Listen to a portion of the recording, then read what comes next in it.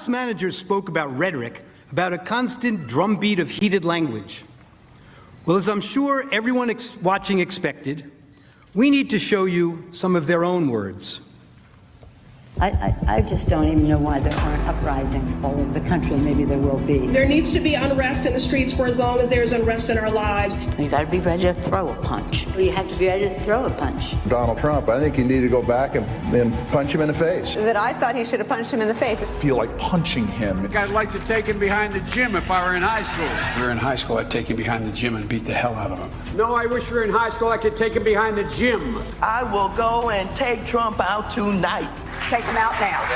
When was the last time an actor assassinated a president? They're still going to have to go out and put a bullet in Donald Trump. Show me where it says that protests are supposed to be polite and peaceful. And you push back on them, and you tell them they're not welcome anymore, anywhere. I have thought an awful lot about blowing up the White House. Please, get up in the face of some Congress people. People will do what they do. I want to tell you, Gorsuch, I want to tell you, Kavanaugh, you have released the whirlwind, and you will pay the price. We're going to go in there, we're going to... Well, this is just a warning to you Trumpers. Be careful.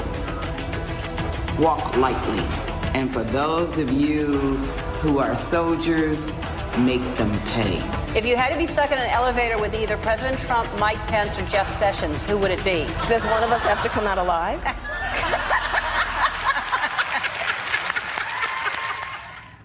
Every single one of you and every one of you.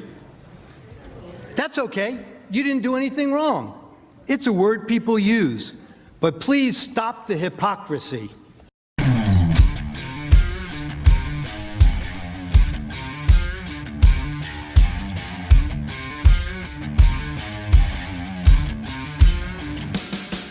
Good morning, kiddies. It is I, Venom, and now we're about to show you EOD 696's dream. Yes, it's a show where anything goes, free speech reigns, and if you don't like it, well, I might just pick my teeth on your flesh. So sit back, shut your mouths, and enjoy free speech and free reign. Yes.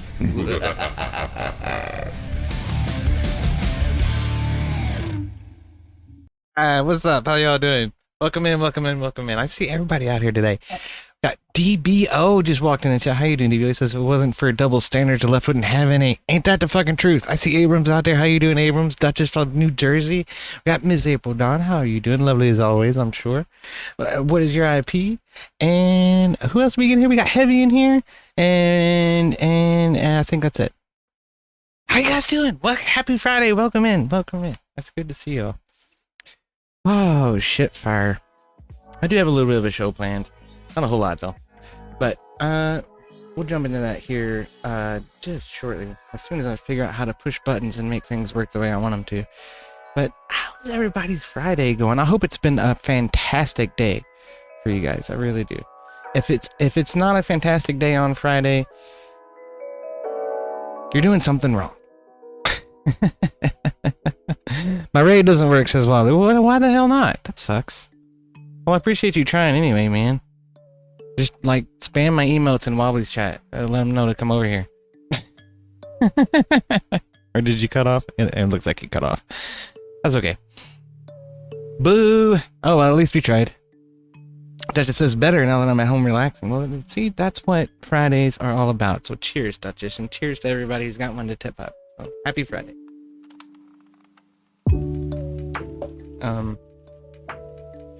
Beal says every day is a great day, except for today and every other day. Well, that doesn't make a whole lot of sense. But oh, Six Simper Tyrannus, how you doing? Welcome in. Welcome in. Yeah, man, it's been a hell of a week. It's been a hell of a week. There was one story I was looking at that's like too volatile for me to decide what the actual conclusion is. Just McCarthy and Biden talking about the debt ceiling. Like, we don't know. It's like up in the air, and then it's not up in the air, and it's up in the air, and it's not up in the air, and then like, we found a solution. We didn't find a solution. The government's gonna default, and everything's gonna fall apart and get destroyed. Oh my God, no! Literally, that would probably last about a day or two before they instituted some sort of emergency measure to make up for it. But. Oh, I'm just chilling, Tyrannus. I am just chilling myself. I do have a few things, like I said, that I wanted to get to. So now that the computer is actually cooperating with me, I reckon I can put this window over here and push this window over here, and then you guys can see what's on my screen. Boom! Look at that. Mine disease says penis vagina. What's up, Mine disease? How you doing, man? Welcome in. Good to see you. April says, "Shut off the grid." We need to make that a command. Shut it all down. Let Darwin sort it out, man.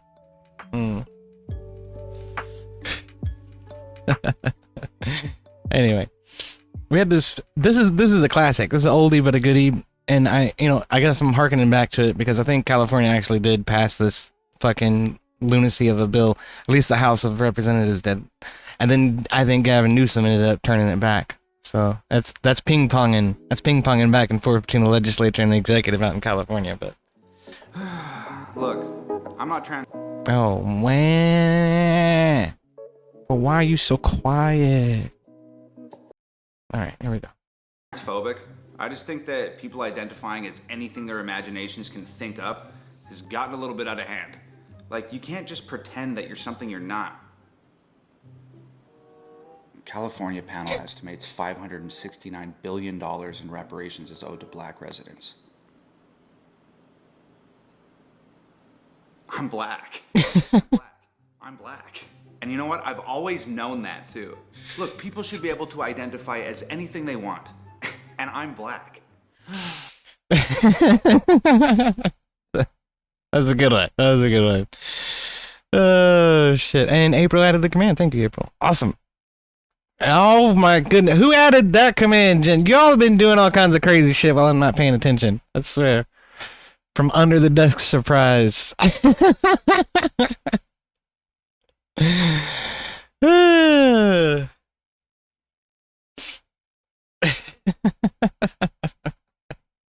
Biddies? Oh, we need one of those.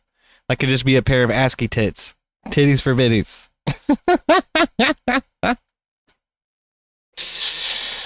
Oh, I don't care. Y'all have fun with that.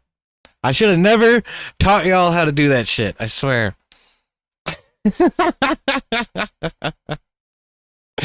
But ironic DBO's here because we got this from DBO. It's a nice little 5-minute walk the streets and see how idiotic people are from PragerU. That sort of goes along with what shit, what's his fucking name? Tom McDonald is saying. My bad. Mickey D's. Yes, Mav. That, you know what? That suits me just fine. What's up, Boomer Bob? EOD's nuts. Oh, sorry.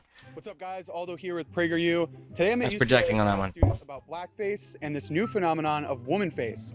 Why is it socially acceptable to be transgender but not transracial? Let's go find out.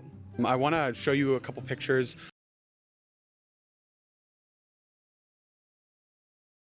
My ad block has been fighting pretty bad with YouTube today. I'm not gonna lie. It's starting to piss me off. Alright, hold on a minute.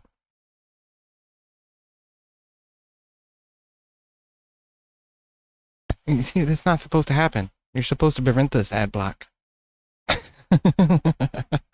What's up, Breacher? It's good to see you. What's up, guys? Aldo here with PragerU. Find out. I want to show you a couple pictures of prominent figures rocking blackface and get your reaction to it. Is that all right? Very interesting. I did not.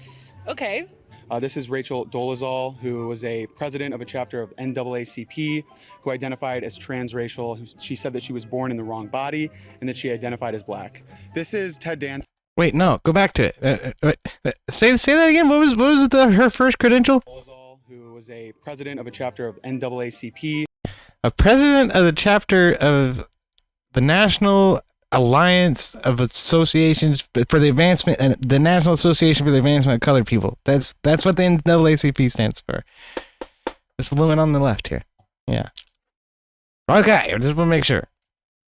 Who identified as transracial. She said that she was born in the wrong body and that she identified as black. This is Ted Danson at the Friars Club Roast in New York City. This is Sarah Silverman in blackface on her TV show. What do you think of when you see these images? It's not good. It's really bad. Do you think people can identify as a certain race? No, I do not believe you can identify as a certain race. So do you think identifying as a different race is offensive? This is a very good question. I think, I don't know. You can't become something that is recognized off of skin color if you weren't that skin color your whole life. Right, because it's biological. Mm-hmm. Do you think that people who claim transracial are making a mockery of real black people? Yes. Yes. Okay, so now we're going to talk about woman face. Have you guys heard the term woman face? No. Have you heard this term? So this is men who identify as women, and then they benefit socially and financially from many cases. Do you guys know Dylan Mulvaney? No. He has millions of dollars in brand deals. You have Leah Thomas, who has William Thomas, ranked very low on the swimmer scoreboards. After transitioning, was #1 in the country. It's bullshit to me that you reap benefits for something you're not. I think that is a completely different story. Being transgender is something where you can genuinely be born with different biological features or whatever, and that doesn't contribute to gender or like societal norms at all. I think those are two completely different things. Is woman face offensive? I don't think that's Oh, for crying out loud. or becoming themselves. So if you can identify with a different gender, why can't you identify with a different race? The biological side of it, because race has no biological connections whatsoever. It's purely based off of physical appearances. I just asked you if it was biological. You said yes. Is recognized off of skin color if you weren't that skin color your whole Right, life. because it's biological. Mm-hmm. Or I mean, sex has biological backings, but gender is not. Gender is a spectrum. Why is it socially acceptable to be transgender, but it's not socially? That's another important part of what I wanted to touch on today. But the double speak. Listen at her. when her correction. Biological. Mm-hmm. Or I mean, sex has biological backings, but gender is not. So she had to stop herself and like strain her thoughts through the filter in order to come up with the acceptable answer, which was that sex is biological, but gender, no, that's something completely different. That's a totally different thing, you guys. Totally different. Gender is a spectrum. Why is it socially acceptable to be transgender, but it's not socially acceptable to be transracial?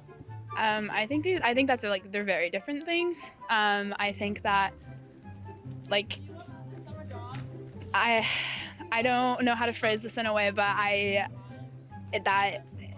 would say like is. I wouldn't say I'm educated enough to have the proper definition of like separating the two. But what about like how Rachel Dolezal, she said that she was born in the wrong body, that she really is black.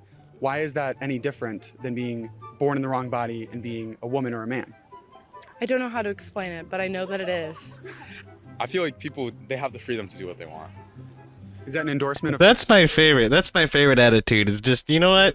You know what? Fuck it. I'm right and you're wrong, and I don't give a shit to justify or explain myself. Why is that any different than being born in the wrong body and being a woman or a man?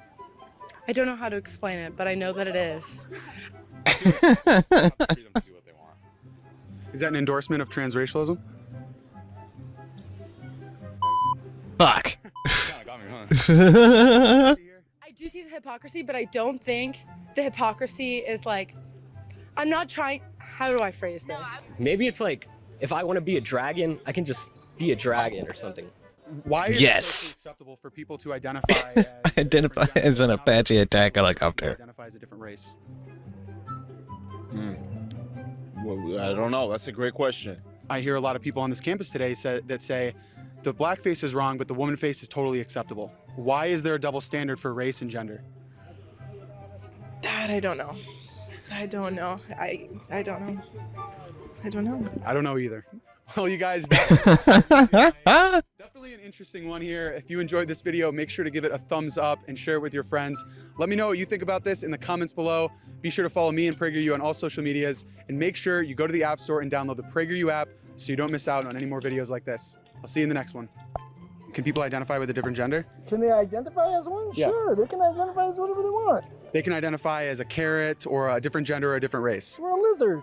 Love it. So Yeah. can I be a black broccoli? Sure. Sure. Orange carrot. Carrot. Woohoo! Hey guys, thanks for watching this video. PragerU is a 501. I know. All right. I got got one more on this. I got one. I know I feel like I'm beating a dead horse when we go over this type of stuff, but I really over the past, 2 years that I've probably been on Twitch and been, active in the politics broader community, I feel like that we've just been so inundated with this bullshit that now it's just becoming a sigh of relief to find so many other people that think like this is just completely illogical and we're denying reality at this point. But one more thing, I wanted to hit this one more thing, and then I'll be done with this part. We'll take a look at an article or two, and I got one or two videos in here. I definitely want to get to this one though. Johnny B had a great spicy Friday this week. So Black broccoli lives matter. Yeah, I'm wondering, like, if you're a black broccoli, doesn't that mean like you're growing mold? This is not a good thing. It's not a good thing. But the moment she decided to live her truth, Ryan Webb knew she was in the fight of her life. Living under the oppression of heteronormative standards is considered business as usual to most women. But Ryan faced a different learning curve. Many of the everyday experiences of women were new to her because until a few months ago, this lesbian woman of color identified as a cisgender white man. Ryan knew her stunning bravery would make her a target, but she never anticipated the amount of hate she would face. Okay, look. You guys, me and Matt Walsh both are turning over new leaves of tolerance and acceptance. He's accepted his wrongdoing and I've accepted mine. I will no longer be racist toward black broccoli. I promise. Black broccoli's lives matter.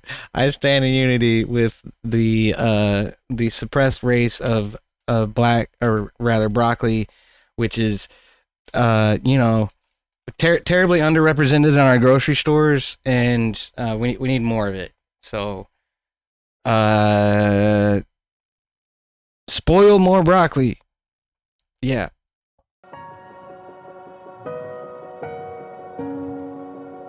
This is a big moment for Ryan Webb. Agreeing to an interview after revealing her identity as a transgender lesbian of color requires a different sort of bravery than we normally see in the political world. What is it like to be so brave? Well, I've never really looked at myself as being brave. I just simply declare how I see myself and my own expression of my own gender identity. And I didn't look at it as being brave. Now, I've been told by others that it is brave. And for those people, I appreciate that. But, I was immune to seeing it from that perspective. Perspective is something that can help all of us understand Ryan. Her life story is sadly all too familiar. A young woman of color stuck in a society that doesn't see her pain or hear her cries. Sitting around the dinner table at night, did you have a chance as a family to talk about things like gender identity, gender fluidity? I'm sure that probably... Believe it or not, we didn't. At that time growing up, I don't even know if those words were spoken with the familiarity that they are today. Things we talked about was, what we're gonna have for dinner, what things we're gonna do together later as a family, maybe what family program we were gonna sit down and watch together for the evening. Those are the things we talked about. The political arena became the perfect place for Ryan's internal frustrations to play out. Years ago, identifying as a cisgender white man, Ryan burst onto the scene fighting corruption and seeking fairness in local politics. But while fighting the good fight for her constituents on the outside, Ryan was fighting a much bigger battle on the inside. And it was only after being elected, in fact, relatively recently, that you started to realize that you're actually a woman. I've always felt something, and I wasn't quite sure what it was.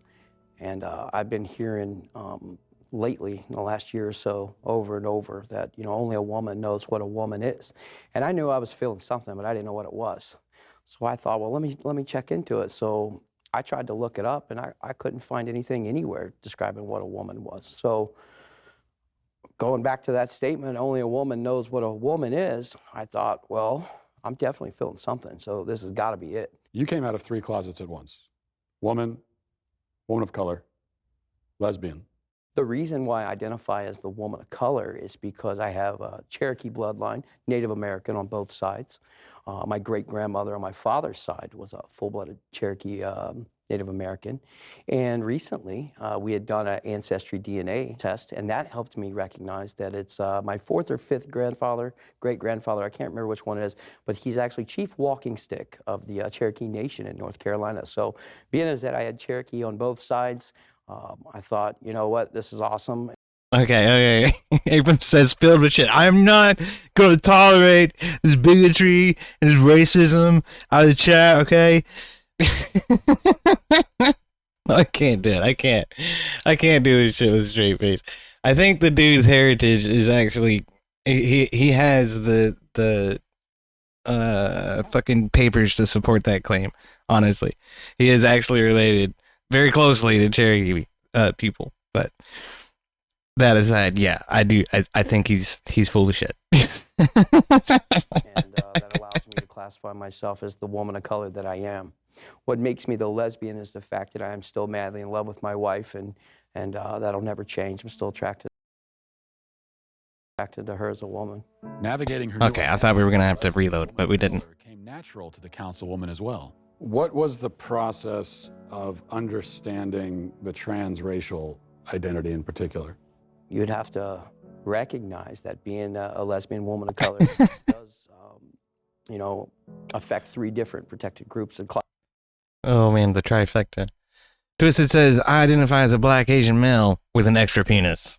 Okay, Twisted, that sounds like a medical problem you should probably see a urologist about, I would say, but you know. Woman of color does, you know, affect 3 different protected groups and classes. Now, because of that, I've come out and been recognized as the first woman of color in the history of Delaware County Council.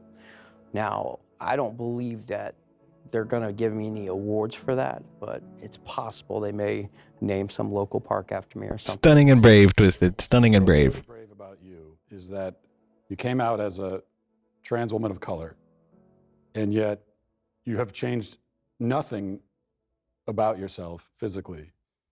So you're just literally the exact same person, but at the same time, you're a woman of color. I did take the step of changing my name. I used to go by Ryan, which would be Ryan, the male version, but now I'm using the name Ryan, but it's the female version. Same spelling. Same spelling. When you're out in front of an issue like this, there are always going to be people that doubt. What's your response to them? Well, I would say I've heard that. And to that, I would say it was just a few short years ago that they said that you couldn't identify, a man couldn't identify as a woman without taking the steps necessary to do so. And that's no longer true. I mean, I'm living proof of it. The gender identity is one's personal sense of one's own gender. Let's say it again. One's personal sense of one's own gender. Doesn't say, doesn't have to be affirmed by anyone. It doesn't say everyone has to agree with it. It doesn't say everyone has to take you serious. It says a person's sense of his own gender. Although Ryan served as a beacon of hope to some, I would like to commend you for the strength of character that you've shown, Councilwoman Webb. It is indeed a brave and courageous act to come out in times as they are. her entire existence was challenged by others. You are a public figure. You work for us. You should be fired. He's flaunting the minority. That's not very accepting, is it? Lesbian, as such, as the first council person, as a lesbian. With his facetious claim that he identifies as a woman of color, he has made a mockery of his constituents as well as his elected position and this council. Honestly, that kind of took me by surprise. I thought that I would have been accepted and celebrated, really, for the groundbreaking nature of what it is. You can imagine my surprise when the local leftists and liberals united attack against me. They coordinated efforts online to try to cancel me, embarrass me, shame me, bully me, to get me to back off. Of all the comments Ryan heard that night, she is still haunted by one in particular. I have to warn you, what you're about to hear is disturbing. At the county council meeting, there's a transgender person there, Charlie, just a couple of years ago. Charlize told me that for me to be accepted in their eyes, I would have to change my pronouns and take the hormone treatments, change all my documents. Last week, Council Whoa. President Ryan Webb announced publicly on social media and to several news outlets that he now identifies as a lesbian woman of color, retaining his male pronouns and bragging that he is now the first, this is a quote, LGBTQ plus woman of color to ever sit on the Delaware County Council. He is being disingenuous, and his words not only embarrass himself, but you, the county council. To see that kind of bigotry coming from such a beautiful woman was really startling, almost. I couldn't believe that Charlize was willing to lay out requirements to be accepted moving forward. So that was shocking to me. Now that she has publicly made her transition, Ryan hopes to use her voice to inspire others in the fight for anti-racism and shine a light onto the unique hardships faced by women today. Now, we have seen other minorities struggle for acceptance. Elon Musk, for example, rarely is included in the conversation about African Americans. You've been on both sides of the spectrum now. What is it that you think men in this country need to know about the lived experiences of women? It's not been all that it's cut up to be. Everyone thinks there's a lot of advantages to come with being a woman, but for me, these last 3 weeks, it's been a little difficult. You know, for one, my wife's been having me cook a lot more, and number two, nobody's been taking me serious on anything I'm saying. I've had a hard time getting people to believe me when I tell them that this is my true, authentic self. If you're telling me that yourself as a BIPOC woman, your experience for 3 weeks has been rejection, hatred, people not taking you seriously, let's say you've had a pretty authentic experience. Well, you know what? I appreciate the perspective. It allows for a complete paradigm shift that I hadn't contemplated before. No matter what her detractors say, Ryan is proud of who she is and even more optimistic about what the future holds. What does the future hold? We talked about history. What does the future hold for Ryan Webb? Are there any other closets that you might come out of in the future? You know, this process of self-discovery, the journey of gender discovery and gender identity, it's complex, and oftentimes it takes us places that we never intended to go, and who knows? By the time this is all said and done, I could end up where I started. When I think of the great female civil rights heroes of our time, Rosa Parks, Harriet Tubman, Susan B. Anthony, Ryan Webb. You know, I can only hope to be put up there with some of the legends of our time, but you know, we'll see. You know, history has a funny way of shaking out over time, so. Hello, I'm Matt Walsh. Thanks for watching, and don't forget to like and subscribe to the channel so you can get all of our brand new content. Okay. Not a joke, okay? And I'll explain why. Is he serious? No, he's not fucking serious, okay? But what he's doing is he's taking language which has been, you know, codified in law to describe how gender should work, and showing how preposterous it is that it has been codified into law. That's the point. That's actually the root and the essence of the man's protest, is to say that what we have described as gender in law is nonsensical and not rigid enough to meet the standard of legislation. I think this is a fantastic way to bring attention to it. Matt Walsh is making a fucking joke out of it. But what he's doing is just pointing out the abundant, you know, what do we call this? Nonsensical nature of the left's reasoning here. It completely baffles the mind. It's devoid of logic. It's about all the fee-fees and none of the facts. And law should be nothing but fact. And that's what Ryan Webb is trying to prove to his community, to his council members, and so on. So Duchess says, "Oh my God, next to Susan B. Anthony and Harriet Tubman, stop." I know, that's what I mean. Matt Walsh is making a joke out of it, okay? But My goodness.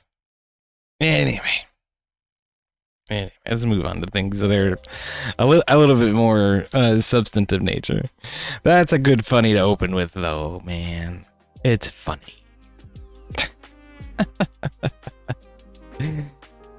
Oh, we got Disney trying to pull out of Florida and be all pissy with DeSantis. But at the same time, their Star Wars hotel is falling apart. Right? They ended up deciding that they're not going to.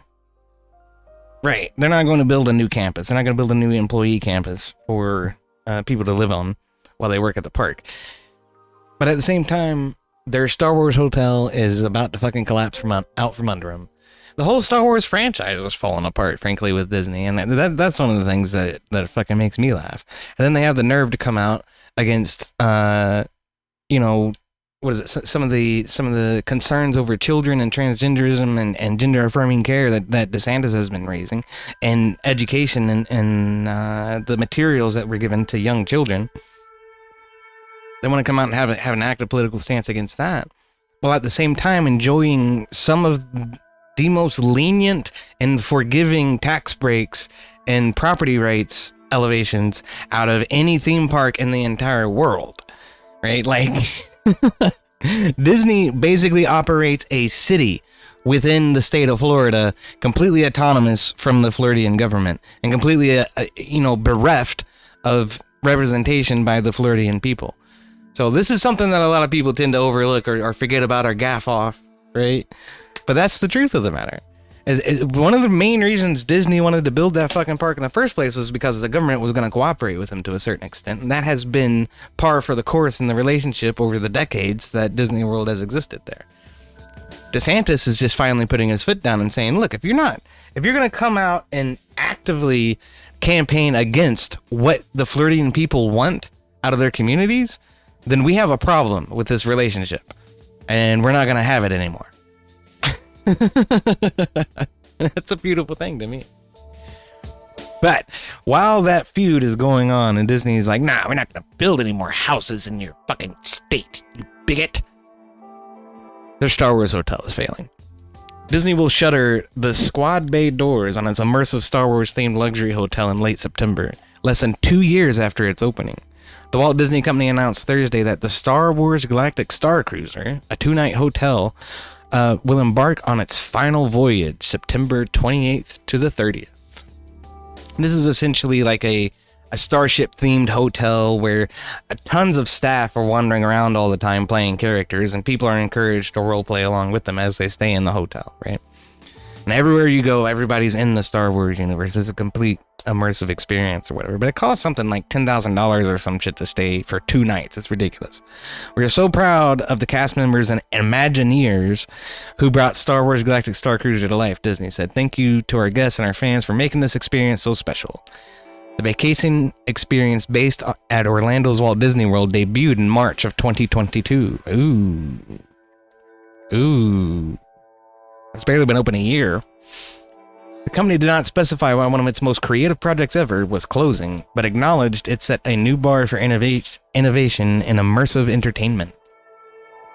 This premium boutique experience gave us the opportunity to try new things on a smaller scale of 100 rooms, the statement read. Yeah. How'd you like to sleep there, right? You're in a bunk.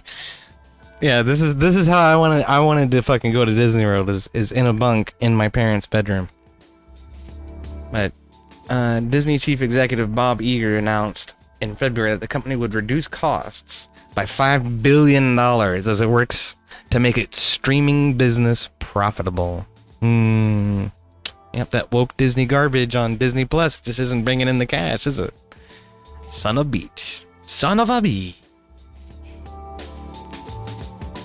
That hotel was a bust. It lost shit tons of money. Yeah, they're closing it heavy. Numerous channels and outlets reporting on Disney showed that mere months after the opening. Yeah, well, if something is niche enough, it'll eventually pick up, but this didn't. Fans of the Star Wars franchise and Disney have complained about the prices at the 100-room hotel, which makes up less than 0.5% of Disney's room inventory in the area, according to Reuters.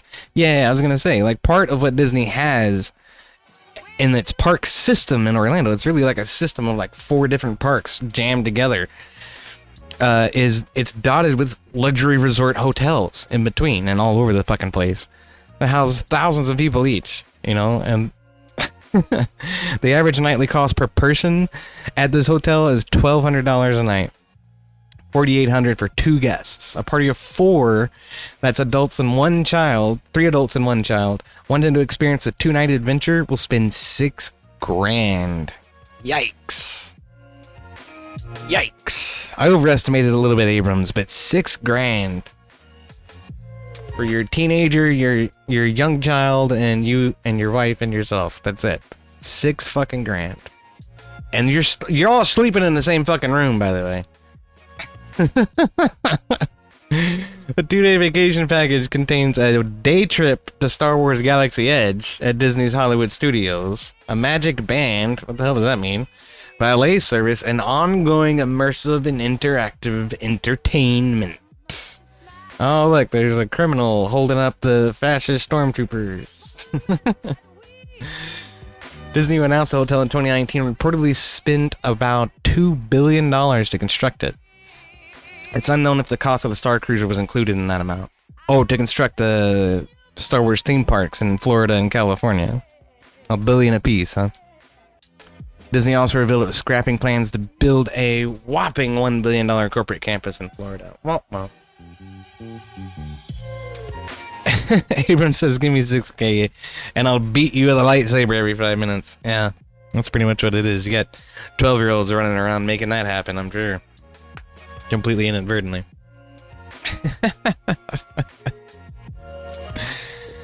Oh, but that shit was just poetic justice. I love it. I love it. But let's see here. So we got this from Zero Hedge. U.S. signals willingness to greenlight the export of F-16 jets to Ukraine. Got Walt Disney making stupid plays in Florida, and we got Joe Biden making stupid plays in Ukraine. Wasn't enough that we gave him M1 Abrams tanks and Patriot missile defense systems, 2 of the most destructive and precise and fatal fucking war machines that exist in the world. They want to give him the F-16 too. By God. Didn't they just get a load of fucking MiG-23s from Poland? What happened to those? What happened to those? If the Russians shoot them down? The old Arabian proverb says, if the camel once gets his nose in the tent, his body will soon follow. This certainly applies to the way the U.S. and its Western partners have gone about providing Ukraine with heavier and more advanced weaponry. That's true. The debate over... your foot in the door, right? The debate over Western jets for Ukraine is now taking the route that the prior move to send tanks did. At first, leaders said no. And then it's, we're mulling it over. This is followed soon with training, and then the idea that we're going to send tanks to Ukraine, that's called World War III, said Biden in March of 2022. Come January 2023, today I am announcing the United States will be sending Abrams tanks to the Ukraine.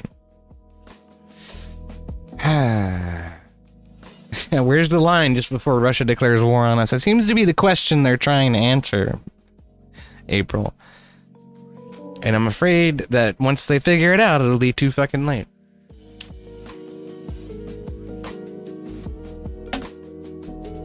But now, that proverbial camel is making his way into the tent rather quickly. The Biden administration has signaled the European allies in recent weeks that the U.S. would allow them to export F-16 fighter jets to Ukraine. Sources familiar with the discussion said. As the White House comes under increasing pressure from the members of Congress and allies to help Ukraine procure the planes amid intensifying Russian aerial attacks.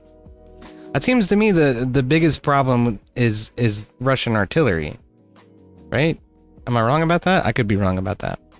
I haven't been paying attention day to day what's going on over there, but it seemed to me the artillery was just going willy-nilly all over the fucking place and taking on permanent buildings and shit. That was not cool. We needed to do something about that, and we could do something about that with artillery of our own. But air to ground is pretty good for that too.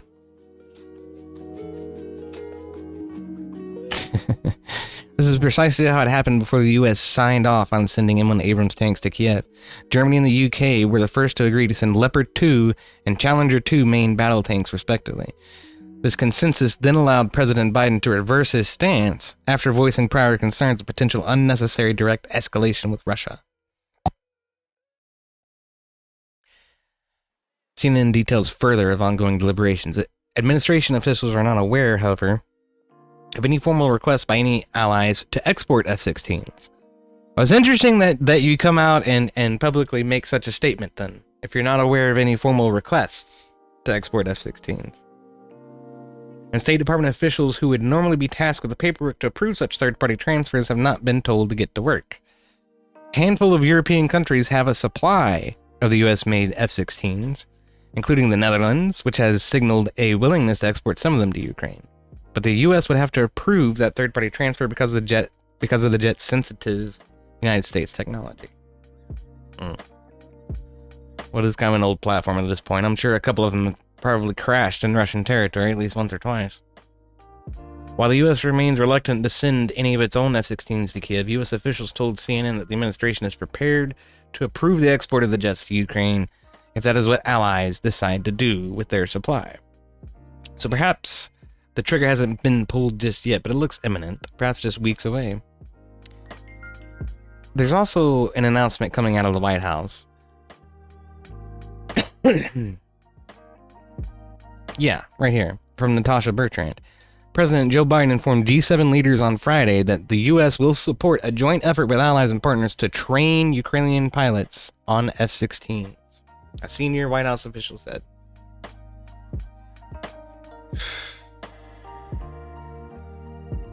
So we're training them on Abrams, we're training them on the Patriot missile defense system, we're training them on F-16s. We're providing these materials, we're allowing our technology to be exported by our allies. Yeah, I mean, at what point does Russia see the imminent threat the United States poses? Single-handedly, frankly. We want to sit here and hide diplomatic. This is the whole problem with the Biden administration's way that they've been handling this. They don't want to talk to Putin. They don't want to talk to Russia. That'll make them seem like Putin sympathizers. Oh my God, no, we can't have that. No, instead they want to hide behind the actions of the allies and say, look, they're doing it. If they're doing it, I'm gonna do it. Let's throw some more chips in there. $100 billion? Who cares? $150 billion? That doesn't matter. $190 billion? That's nothing. That's nothing. We got homeless people on the streets of San Francisco and D.C., left, right, and center. We're not going to spend $100 billion on them, though. No.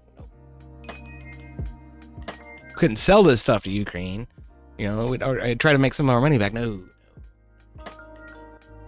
We could sell it to Poland and then let Poland give it to Ukraine. No.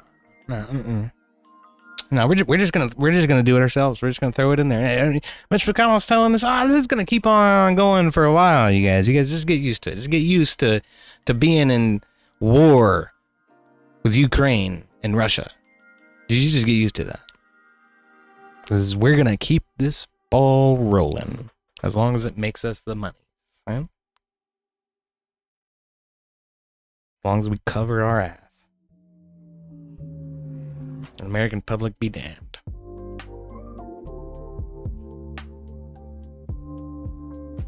I fucking can't stand it, man. I really can't. But I don't get to make any of those fucking decisions, okay? It's fucking Biden. But I thought this was a good one that we should probably touch on. This is Brandon Herrera. He's trying to make a 50 caliber AK-47. But I didn't realize this. Apparently, the Pentagon is going to replace the M16. Yeah? So that means, at this point, the M16 is no longer a weapon of war. The AR-15 is never a weapon of war, actually. But now it's definitely not. It's doubly not. So, I don't know. I'm going to put this on pause and we'll do that. And it's muted. Of course it is. So last year, the U.S. military created a weapon to surpass Metal Gear. Well, not quite, but what they did do is adopt a new combat rifle, the SIG MCX Spear, aka for the military designation, the XM7. The real question, though, is hot or not? Let's go find out. Twisted, they don't normally issue M14 or M4s though. That's like for like SOCOM and close quarters shit. That's considered a submachine gun. Oh, stupid ads.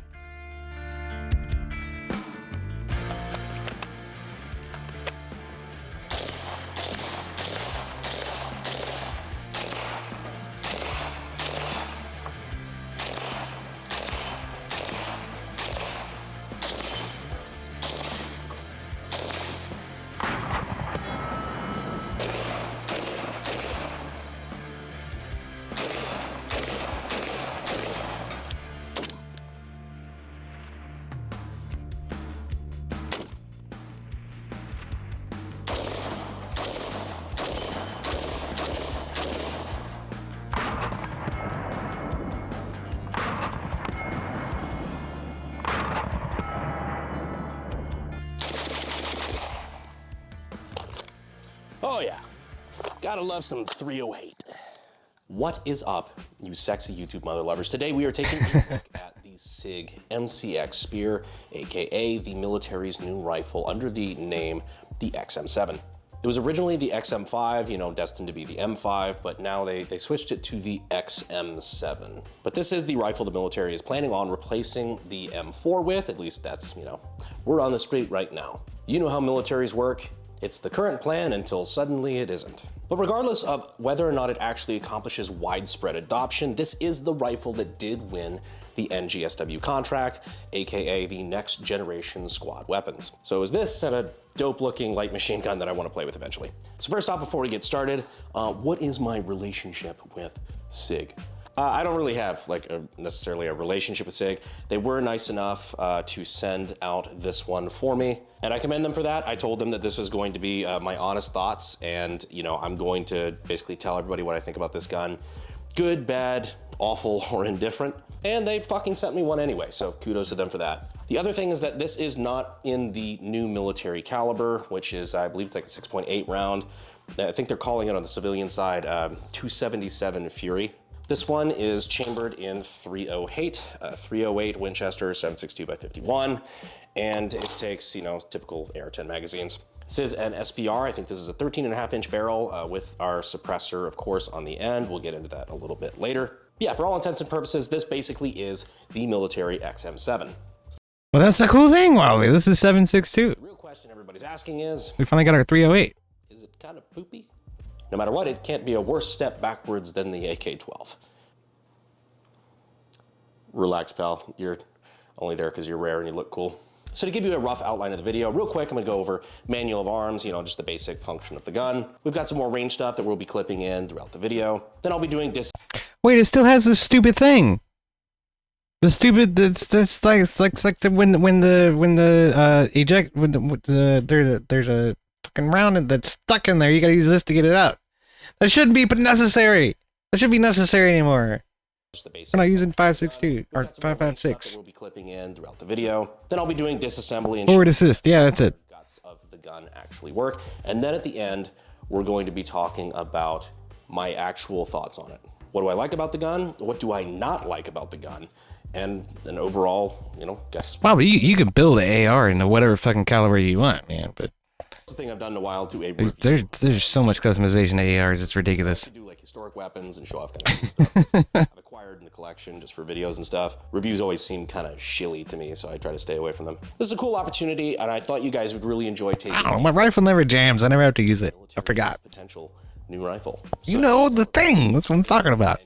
So we have our magazine release here that I can go ahead and use to make the gun clear. Just to show you, it can be done from both sides. So we've got off to a great start.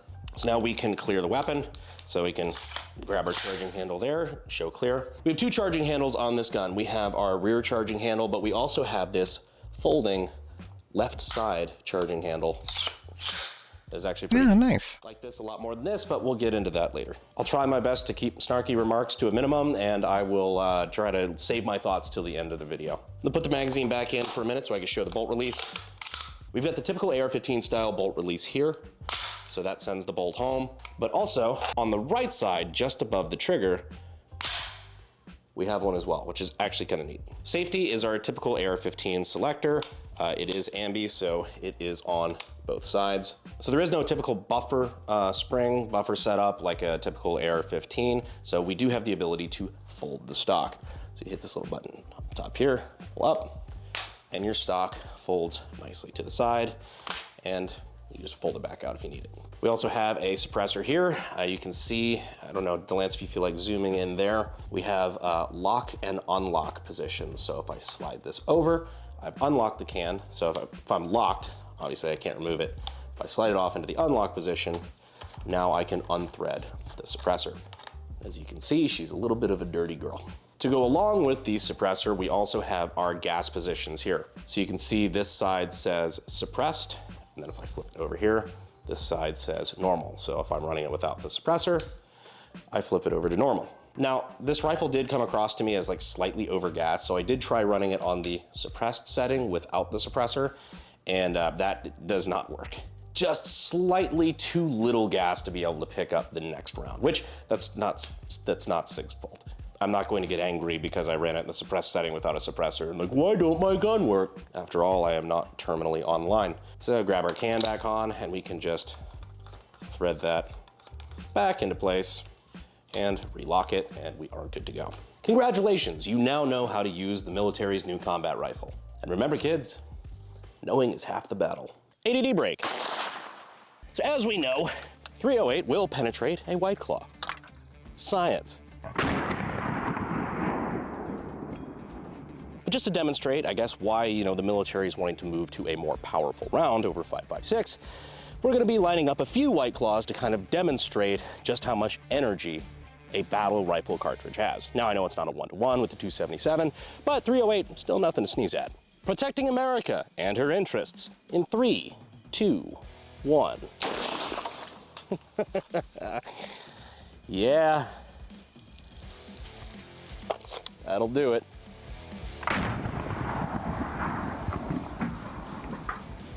So several of these were, completely peeled open, but several were just straight up decapitated, which is kind of crazy. Pretty good demonstration, though, of the amount of energy that a projectile can still have even after it's hit its target, hence concepts like overpenetration and such. Not that a lot of you guys have ever had to worry about overpenetration. Anyway, so now let's break down how this actually functions. So while it may feel like a standard AR-10, there's quite a few things that are different. For one, the gas system is different than a typical AR-15. We actually have a short stroke operating system. And Delance, if you could zoom in here through the handguard vents, you can actually see a bit of where the piston hits. So obviously there's a short piston captured within the gas block, and there is a longer rod that runs directly to the bolt carrier. What's up, One It? And as previously mentioned... Oh, he's jacking the rifle off. Heavy says, Jesus, can't imagine the cost in suppressors alone when it becomes a general issue. I'm hoping it'll go down. They're going to have to make more of them. I seriously doubt the military is going to contract that as general issue. That'll be for snipers only. But we don't have a buffer tube assembly, so let's go ahead and open this thing up and show you what we do have. While I'm doing this, I do want to make sure that I give a little bit of love to the main channel sponsor, which is SDI, or the Sonoran Desert Institute. Because if you are interested in gun design and gunsmithing stuff like I am, I highly recommend checking them out. Great place to get your start in gunsmithing, so I will leave the links in the description and the pinned comment as always. So I just popped this rear pin here, just like an AR. This is just gonna hinge open like so. I'll go ahead and actually remove the magazine. So we have our the whole thing right here, where the upper and the lower meet, looks very similar to an AR to me. Which of course it would be. That way you don't have to retrain everybody about how the damn rifle works and how to clean it. As previously stated, no buffer tube, no buffer spring, none of that. Instead, we have a recoil spring that is captured within the upper itself. So let's go ahead and take that apart. The lower, there's really nothing to show you guys that's that crazy. It's a typical, you know, AR lower. AR-15 style hammer fire control group. Now with the upper, we are going to grab this. That was a little violent. It's our recoil spring assembly. It's just a long ass spring there and quite dirty as it turns out. Now that that's out, we can go ahead and grab our charging handle here and pull out our bolt. So there we go. So here we have our, I'm always tempted to call this long stroke gas piston, but it's not a long stroke gas piston. Things like the AK are our long stroke gas piston, which basically means that the piston attached to the bolt carrier goes all the way to the gas block, and the gas directly from the gas block hits the front of the bolt carrier. That's what actuates it. Whereas short stroke, even if it's, you know, a very short stroke, will have a intermediary piston that comes out just a little bit from the gas block and smacks this, which in then turn hits this and unlocks the bolt and allows the weapon to cycle. But we're gonna go ahead and remove our piston here, and we just have our bolt. A lot of skeletonizing in the carrier here, which is kind of interesting. Got our cam groove here, which is very much, you know, it's AR. And we have our chunky bolt face because we are firing the obviously heftier round like 277 or 308. We also have dual ejectors there instead of the typical one ejector on the AR. Sometimes bigger guns will use 2 ejector pins instead of just 1, basically to make sure that ejection is not a suggestion. If you really want to rip it down, you can take this pin out and you can completely separate the lower from the upper. It's where you can get to a lot of other just like an AR. I find pretty interesting. Like, for example, the feed ramp here. I'm trying to figure out the best way to show you this. The feed ramp is a separate steel piece, I believe, and it's looks to be bolted in from the bottom. So that's a little different. Not sure if that's because it's a wear part or exactly what is going on there. But speaking of wear parts, we also have our brass deflector in the rear, which is also a removable, replaceable piece, which is interesting. Another interesting thing. Why would you ever have to replace that? It seems as though the piston, the short stroke piston up front, it's kind of hard to see. All that does is stop the in person. You can clearly see the brass from hitting you in the face. Which I guess it really doesn't matter, but I thought it was worth pointing out. So reassemble, we take our bolt carrier here, put our piston back in, stick it into the gun, throw that in like so. There we go. Now that our bolt's in there, we're going to try to fish this spring back into that little hole in the rear of the bolt. There we go. Yeah. You kind of have to take this tab and push it up under in this little groove, and then it fits back in its little spot there. And just to show you how self-contained this is, I'm going to be using... Isn't SIG German? They should know better than to do stupid shit like that. It doesn't need the use of a buffer tube like a standard AR-15. So now we're going to stick our lower back on, push that in, and we are ready to get back to killing. Well, maybe after I wash my fucking hands. Cancer. It's finger licking good. A few moments later. Now, you might this gun oil is not cancer. Portions of this video, I've been running the PK6 from, Zenitco, but also, from Tarkov.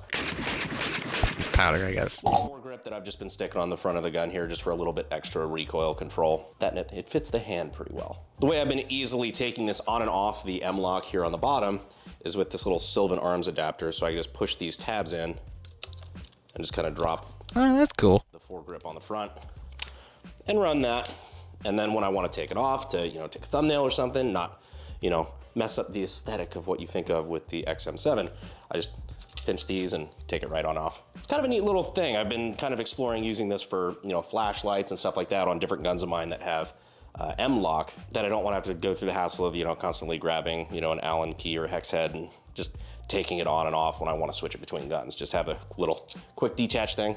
Sylvan also does it in the long rail configuration and for like QD rails and sling mounts and shit like that. They also make stuff like AR folding stock adapters and actually a couple cans that they sent us over that we've been messing around with. Suppressed 22s in the backyard.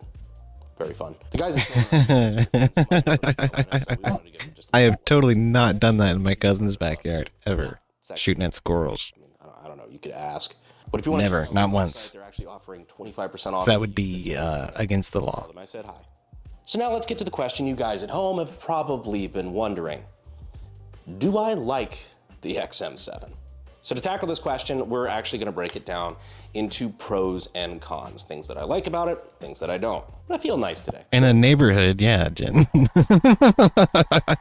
let me start from the back of the gun and then move forward.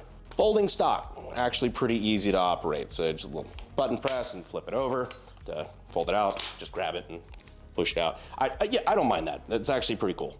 And if you don't like it, you can always replace it because it's just got a pick rail back here. So if you wanted any other kind of stock that can take 1913 rail, you just throw it on.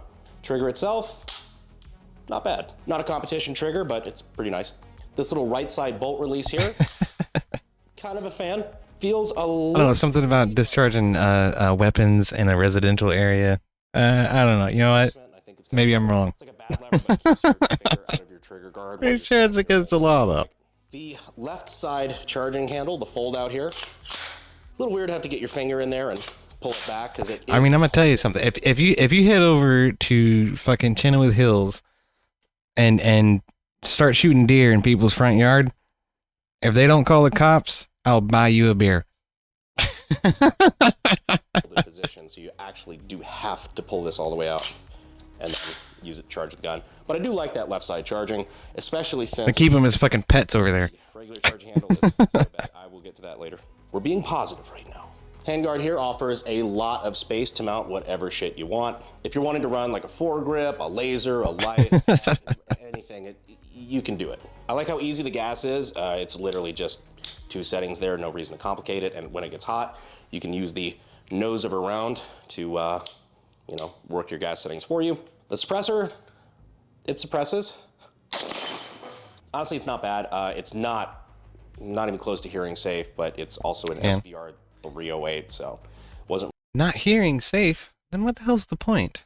First of all, but I mean that's an important thing. Like everybody thinks suppressors are gonna be like super silent, but they're not. Literally just 2 settings there, no reason to complicate it. And when it gets hot, you can use the nose of a round to, you know, work your gas settings for you. The suppressor, it suppresses. See, that's still pretty loud. Honestly, it's not bad. It's not even close to hearing safe, but it's also an SBR 308, so wasn't really expecting it to be. Did shoot it without ears once.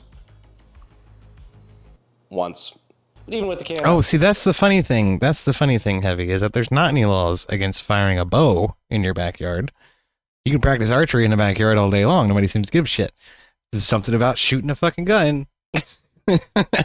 People can get the cops involved if they so choose. You're pro. Even as deaf as I am, it was still... I think it amounts to disturbing the peace as long as you're not hurting anybody or destroying any property, but... It's kind of crazy as the, you know, the new DMLS kind of can. DMLS, like the direct metal laser center, seems to be like the new craze in suppressors now. You get some interesting geometry on the inside of these things. So is it a bad can? Nah.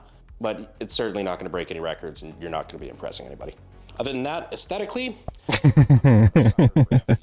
especially like the 50 Shades of FDE, in my opinion, it's a pretty sweet looking gun.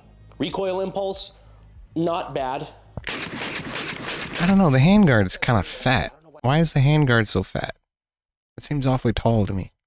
That's the only thing I don't like about it. Otherwise, it just looks like a damn AR-15 to me. With a folding stock, you know? Slightly overgassed, but it's really... And a suppressor. But as heavy as this gun is, it really shouldn't be bad. Oh, I did want to mention this too. Also, running it suppressed, it's not that gassy. At no point was I being gassed out by the suppressor, even when I was running it pretty fast. So being a suppressed 308 SBR... It is. It's chunky, all right. Blow back pretty well, in my opinion. Also worth pointing out, it was very reliable. We only have a couple hundred rounds through this, so this is not the be-all, end-all. I know that's really not a lot to be talking about reliability. I know Garanthum's working on like a few thousand round test of this thing right now, so I would actually be very curious to see his findings on that. So keep an eye out on Garanthum's channel whenever that ends up coming out. But yeah, literally the only failure we ever had on this is the time I tried to run it without the can on the suppress setting just to see if that would help the gassing a little bit, but you know, obviously that's not the gun's fault. Yeah, that is what I like about this gun.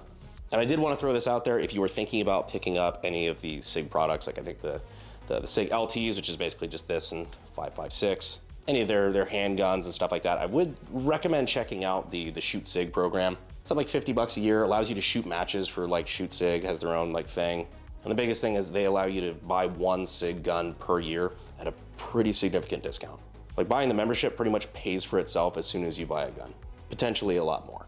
I'll keep it short, but there's a bunch of other stuff I'd check out. I think it's shootsig.com. I think they're even giving away one of these at some point. Don't quote me on that, but I think that's what I was told.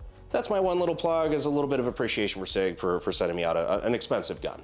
So on that note, time for the cons. This is what I do not like about this rifle. Welcome to the proverbial shit list. So first off, right off the bat, not necessarily a deal breaker, but it's one of my bigger gripes with the gun. It's fucking heavy, dude. Like, just holding It looks heavy. with the can on it. And I know it's got the can, but this is a fucking SBR. It's a 13.5-inch barrel. It's kind of heavy. I was running up a hill with this motherfucker earlier. I wish we got it on camera, because I was, my cardio's not, it's not fantastic, but I was winded by the time I got to the top. This thing's just a heavy fucking thing to run up a cliffside with. Unloaded, it comes in at 8.9 pounds. For reference, that is 1 full pound, or 13% heavier than a full-size SCAR 17S, which is also a semi-automatic 308 with 20-round magazines. Hey, what's up, one who walks through fire? Nice to see you. So she's chunky, she's thick, 3 C's, possibly a Q. Another thing that dovetails into that. The stock is... Yeah, it's Brandon Herrera. It's just a very skeletonized stock for the size of the gun. It's Talking about the new military rifle. to slip up and over my shoulder for some reason. Maybe that's just me. XM7, that's what it's called. It's literally even got like a little slant there for that. For the military. I could be The wrong SIG. on this, but I have a sneaking suspicion that they went with the smallest Magpul stock possible. They ship with the smallest Magpul stock possible, so that they don't have to get to that dreaded 9-pound mark. So instead of just adding a tiny bit more weight and having a better stock on it, that would put them at 9 pounds. They stick with the skeletonized one. Another thing I talked about when I said things I like about the gun. I'm not sure. I think he's military. I'm pretty sure he was Army, but I don't know that for sure. I think so, but I don't know. Charging handle. I'm really fucking glad it has this, because this charging handle in the back is borderline fucking unusable. It feels really flimsy. Like, I feel like I'm gonna fucking break it. Oh, shit. Stiff. It is so fucking stiff. How stiff is it, Brandon? Joe Biden in a room full of school kids. Oh, come on! Not supposed to be that bad. My Radiant, yes, I do own some ARs. I don't mind the ARs. Just that my heart belongs to the AK, and AR guys are easy to joke about. But this, very, very smooth charging handle. Like, one thing. Heavy. We haven't used M14 since World War II, man. What about the M4? Very, very, very easy. Using the same... That's a wooden stock rifle. I used to drill with M14s. to get that over. Because it's a traditional military rifle. That is a 5.56 versus a 308. That's not a fair comparison, and that's a good point. So here's my other semi-auto 308. Pinky finger. Very, very easy. Like, this is not a problem at all. This is also without a buffer tube, so this is also a short stroke, self-contained system. So it's literally apples to apples here. Am I going to be a little biased because of how much I love the SCAR 17? Yeah, probably a little. Twisted. You're kind of like constantly looking for some reason to contradict what I'm saying, man. What I mean is it's not the primary issue. That's it, dude. But fucking chill, dude. I feel like I got my own personal fact checker over there. SCAR 17. Side charging handle on that is a little better. Like I said, I'm glad this side charging handle is there. Another problem I ran into a lot, also that sometimes you just drop the magazine and it automatically drops the bolt. It's a feature. But we did in World War II, that was a standard issue rifle, right? Am I wrong about that? I was pretty sure of that. That's why we were dealing with it. I was certain.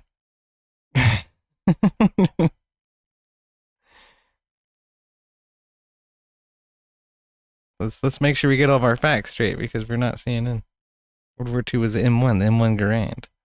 Yeah, well, that's a bolt action rifle. I thought that was for sharpshooters and snipers. Right?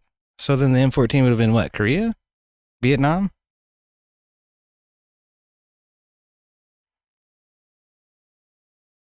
Then in Korea and Vietnam is, well, no, in Vietnam we started using the M16.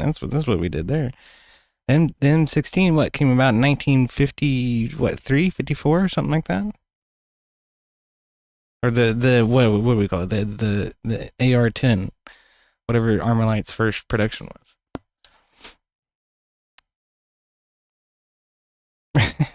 I'm a terrible fact checker. I don't like fact checking. I'd rather just talk out of my ass and move on. We know I'm starting with the 14, then transition to the 16, the M14, and then on to the M16 right now. Okay, so then Korea, that was the primary rifle in Korea. That was the M14.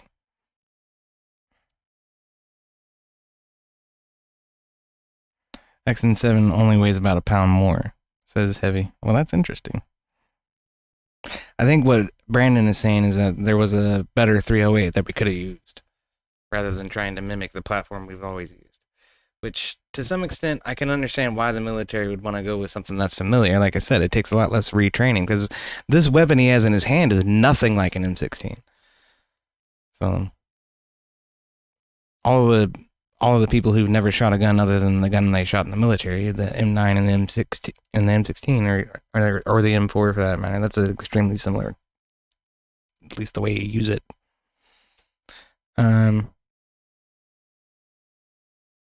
So I can understand why the military wants to use something that's similar.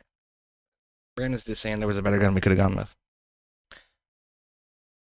14 started to be used towards the end of Korea. It was all M1 Garand up to there, huh? Why? You know, it doesn't matter. So it's literally apples to apples here. Am I going to be a little biased because of how much I love the Scar 17? Yeah, probably a little bit. I know a lot of people have mixed opinions on the Scars, but honestly, if I had to go into the apocalypse with one gun and you told me that I couldn't choose an AK, Scar 17. Side charging handle on that is a little better. Like I said, I'm glad this side charging handle is there. Another problem I ran into a lot, also that sometimes you just drop the magazine and it... I don't know about this. I don't know about today's military, man. I don't know. Overinsertion has been a big problem with me today.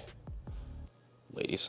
Basically what that means is if you put too much force on the magazine when you're inserting it, you will actually run up past the magazine release and get the weapon jammed by the loaded magazine, which means when you try to drop the bolt, you literally can't.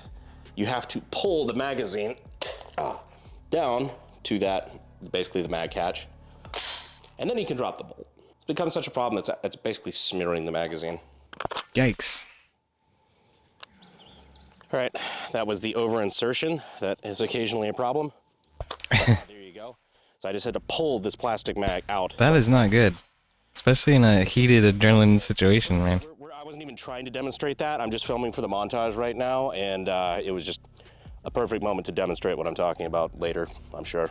There's also some other minor, like internal design things I'm not a super big fan of. The fact that that spring is all loosey-goosey and you have to try to fit that back in a perfectly small hole. You know what I mean? Reassembly can get a little aggravating. Plus, I think there's tools needed for certain steps of the bolt disassembly, which is a little fucking weird. Not a big fan of that. Seriously, I can't really overstate how much that over-insertion thing bothers me. It's like if you just put a little bit too much force when you're reinserting your magazine. Like, I don't know, just for example, if it's a new military rifle and you're on a deployment and you need to quickly reload your magazine because you're in a gunfight, the fact that the rifle can be jammed and unable to operate because you have inserted new ammunition into the rifle too forcefully seems like a problem. So yeah, I concur with that. Pull it out. You can actually pull it past the mag catch, by the way, if you do that. So you have to reinsert it. Hopefully you're not in too much of a hurry. And then now you're ready to get back to it. That seems like an issue. Hopefully that's something that they end up fixing in the future because, you know, hey. I was gonna say maybe that's something they can tweak out of it, but fuck, that's a big one.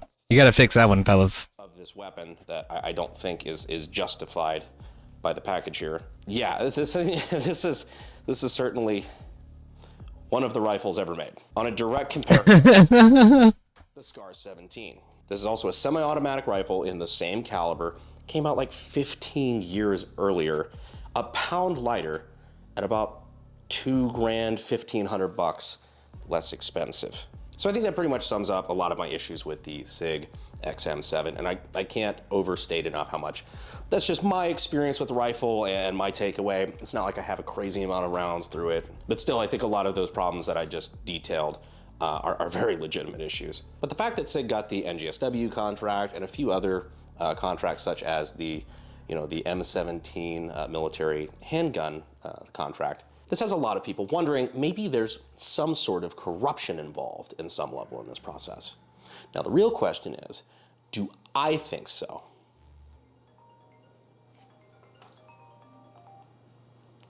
Hello? Oh, the check cleared? Okay, awesome. Thanks. No, I do not. Ladies and gentlemen, the SIG MCX Spear, aka the XM7. I know I might have had a couple of takes about this rifle that could be considered a little bit spicy, but all things considered, still can't deny it's a hot looking gun. Now that we're done breaking it down, let me know what you think of the XM7 down in the comments. Do you like it? Do you hate it? Are you curious about it? Do you want one? Be sure to let me know down in the comments, and I'm really curious to watch that Grantham video, because I want to see if we have similar findings. Anyhow, I appreciate you guys watching all. We shall see. We shall see. I will see you sexy YouTube mother lovers in the next video. Oh, I thought he was gonna shoot it over his shoulder. Oh, these guys know better than to do stupid shit like that. That's good. Throw it in the trash, says Jen. You can't load it. It's a piece of garbage. Give me my AR back. I reckon that's probably what a lot of people are gonna end up saying. You're not gonna get rid of the AR-15 for a long while yet. I don't think.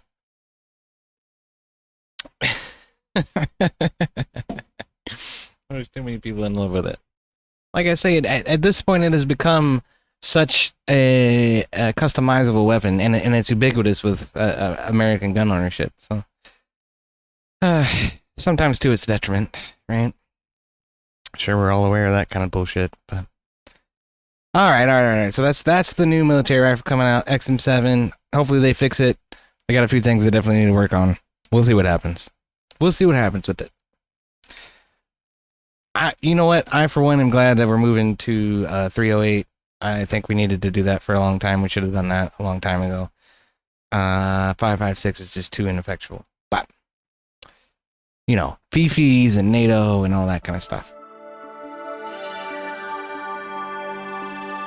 Hey guys, welcome to the Liberal Hive Mind, a channel solely focused on exposing the abundant hypocrisy of the left. Alright, so it's been a while since we covered the Kari Lake trial out in Arizona. As you guys know with this topic, I take a little bit of a step back, I wait for more information to drop, for something concrete to be released. You know, at this point, what makes more sense is what Wobbly's talking about, is just taking, you know, an AR that's chambered in 308, and let's just go with that.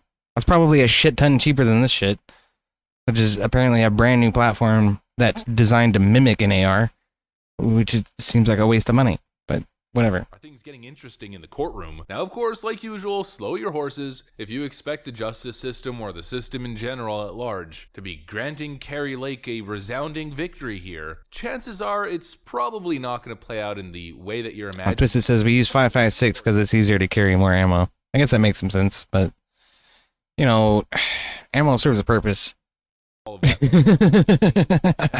It's really hard to prove something specific. Bigger holes mean more effectual. Transparency and the ability to really link the dots. More range too. It's an uphill battle. But to all the media goons and all the leftoids who claim that Kari Lake was actually just a crazy person spouting ridiculous conspiracy theories, it seems as though Kari Lake has a whole lot of actual evidence, a legitimate presentation here. The footage and the document evidence presented in court so far should be concerning to everyone, not just partisan Republicans who want to see their end result here, but to anyone who has an interest in a clean and trustworthy democratic electoral system. Let's try to be as neutral as possible. Let's try to be as fair and objective as possible, because even if we have personal biases here, the way you win on this issue is by using objective common sense and appealing to open-minded individuals who aren't caught up in the partisan rage and back and forth. Let's take a look at what's being presented here and then have a conversation. We've got some stuff to get into. Let's roll the tape. All right, folks, so Kari Lake's legal team has been focusing specifically on signature signature verification. Recently, we were talking about how Democrats were claiming that Kari Lake took a massive L in the court system. After I think the Arizona Supreme Court rejected 6 of 7 of her claims, if I'm not mistaken, they were acting as if it was a resounding loss for Kari Lake, but she got one through. And that was the issue of signature verification, which has primarily been the focus. Then just the other day, Maricopa County judge granted Kari Lake a new trial to present election-related evidence. So what Democrats were saying was a massive loss for Kari Lake was actually a huge win, where she was granted another trial and even given access to actual ballots to make a presentation. Now with access to video camera footage and actual ballots, Kari Lake's legal team is starting to paint a very interesting picture. They're making the case that signature verification did not happen properly in the Maricopa election. What is your understanding of the variables at issue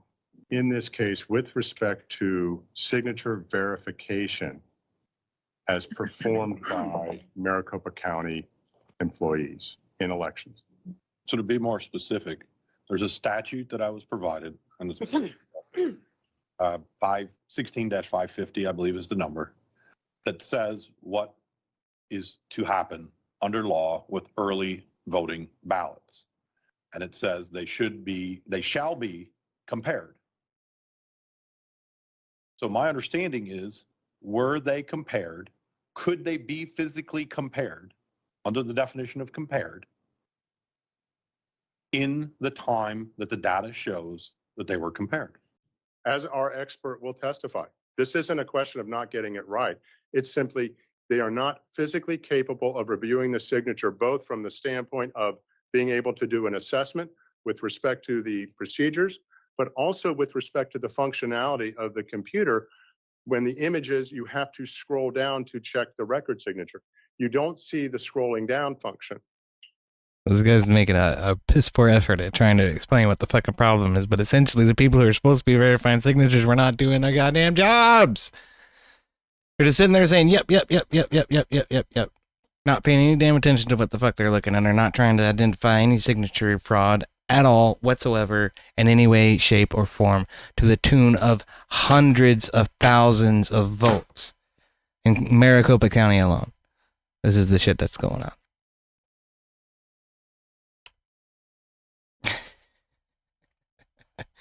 I mean, fucking Hive Mind gets it right on the head.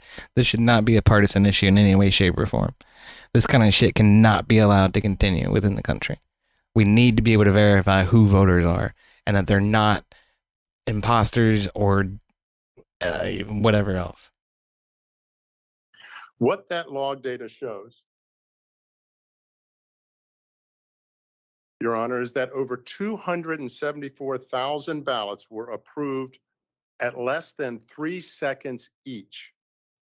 That includes one signature verifier who approved 100% of the 26,900 signatures that he verified at less than 3 seconds a signature.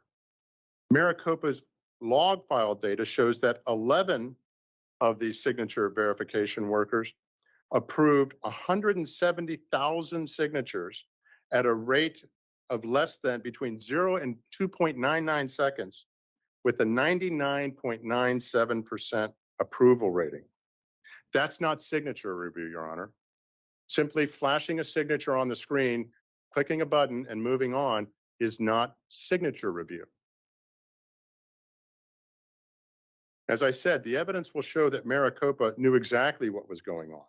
They could monitor each of their workers and, in fact, told them that they were being monitored. The question is asked by her legal team, given how fast these ballots were, quote, signature verified, could they actually be physically compared in the time that the data shows? The data shows that 11 signature verification workers approved 170,000 signatures at a rate between 0 and 2.99 seconds per ballot, with a 99.97 approval rating. And it's not just the data logs, it's video evidence as well. Take a look at this.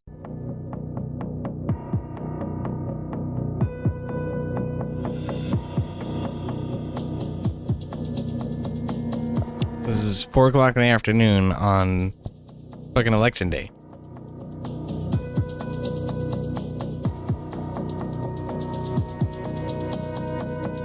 On the screen, you see two signature verification workers at Maricopa County. You see one individual on the right side going through ballots, taking a look at the signature, comparing what they have on file with what was actually signed on the ballot, actually paying attention. When they're satisfied, approving the ballot, and you see that they're going quite slow, there's a counter at the bottom. And then you have the individual on the left side who's literally just spamming his mouse clicks, approving ballot after ballot after ballot. Scroll down, approve, scroll down, approve, scroll down, approve. Apparently, this is the case that's being made. The individual on the left side who's spamming these ballot approvals, this person alone verified over 27,000 signatures like a damn robot. Each ballot being approved in less than 3 seconds flat. The question remains, let's not be partisan here. Concerned voters, even Democrats, people who are constantly going on about the importance of democracy, democracy this, democracy that, the preservation of democracy. Does this make you comfortable? Because this is a brand new phenomenon. Take all partisanship out of the equation. Forget about who this kind of election system benefits at the ballot box. In the past, you would have to show up on election day, present your identification, prove who you are, then you would cast your ballot. Real-time voter identification. Now the system has changed with these mass mail-in ballots. Don't you think in a system like that, there needs to be some checks and balances, some forensic work happening here? You know, an actual chain of custody? Because this, at least to me, this ain't it, Chief. This is green light the whole damn thing. Let them come in mass. We don't have enough time to check them. Just send them through. Approve, approve, approve. This seems like a damn recipe for disaster, regardless of what side you're on.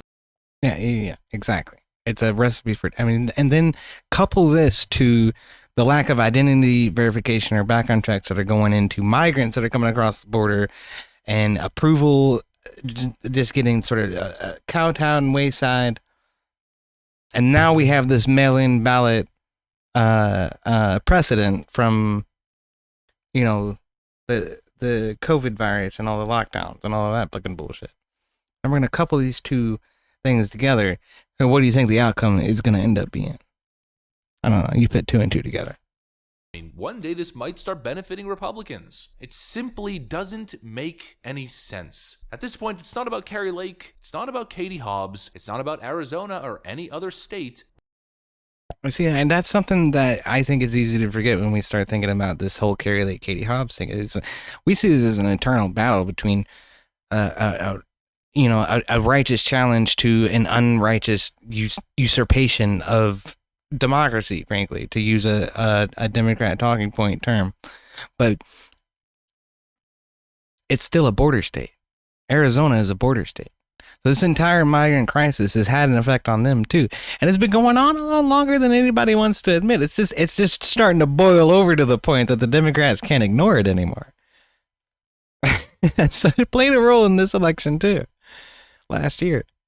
So we're talking about the concept itself. If you are to have universal mail-in ballots or mass mail-in ballots, there has to be a way to verify every single human being casting a ballot, and there has to be a legitimate chain of custody, a unique method to ensure that every single ballot gets sent to the right person, is then in that person's possession, and then that sole person, that specific individual, making sure absolutely 100% that it is that person who brought their ballot to the ballot box or dropped it off on the day of. There has to be a system to ensure that. Otherwise, it seems like it's just kind of in the air. Like there's just a blind trust out there that the system's just gonna work without issue. You know, there's a lot of high trust societies out there. Excuse me when I say this, but it's the reality. America ain't one of them. In places like Japan, you can have an open concept store with self-checkout and no security, not even an employee representing the store, and people will walk into the store, purchase an item, actually pay for it before they leave. Well, in America, that store would be ransacked and emptied in about 5 in seconds. smaller towns, you could probably get away with that. Black market. At the end of the day, it's about trust. It's about faith in the system. What Kari Lake is doing here isn't some desperate last-ditch effort to usurp democracy. No, what Kari Lake is doing here is arguably one of the most important things happening in the country right now. You know, it's kind of a problem. I mean, depending on the numbers that we've seen, based on different surveys and the way that the question's asked, it's kind of a problem when a good chunk, if not a majority of the American populace, voting populace, loses faith in the system, no longer trusts the system and trusts the result. When people are pessimistic and they no longer believe in an authentic authentic, well-functioning, transparent, honest, proper democracy. That's a problem. Democrats, however, want to pretend as if that problem doesn't exist, and that if you have any questions in the system whatsoever, well then you're an extremist and you should probably be put on some FBI watch list. It's completely ridiculous. Pay attention to this Kari Lake trial, because her legal team is making a real interesting presentation here. Oh, and I almost forgot, I kind of just went on a rant there. Kari Lake's team also has access to physical ballots, and they've made some document presentations as well. Here are some of the signature verification